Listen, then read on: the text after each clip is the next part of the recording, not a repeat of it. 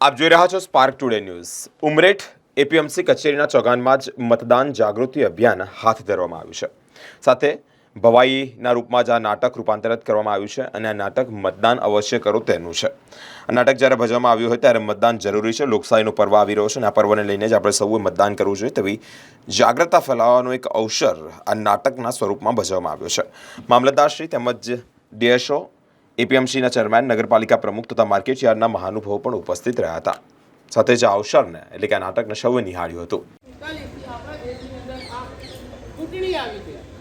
ચૂંટણીમાં આપણે જેને મત આપીશું એ સાચો ઉમેદવાર હશે એ આપણે જીતી શકીશું। બરાબર, એટલે આપણે મત આપવો એ આપણો અધિકાર છે। પણ મારી વાત સાંભળ, મારે ગઈ વખતે એવું થયું હતું। શું થયું? આ ચૂંટણીની તારીખે મેં મત નતા આપ્યો ને, હા, તો એક જ મતથી મને એવું કે મારે એક મત નહીં મળે તો મચો ફેર પડવાનો, પણ મારા એક જ મતથી એક ઉમેદવાર હારી ગયો રંગલી। એટલે એક મતમાં તાકાત છે। હા, એટલે આપણી એક આંગળીના ટેરવામાં એટલી તાકાત છે કે ઉમેદવારને ધારીએ ને તો જીતાડી શકીએ અને કો તો એને હરાવી પણ શકીએ। ભાઈ આપણા ઘરનો કોઈ બુઢા હોય ને ગયડા, એમને હું સમય લઈ જવાના, એ ડોહા રે હેડો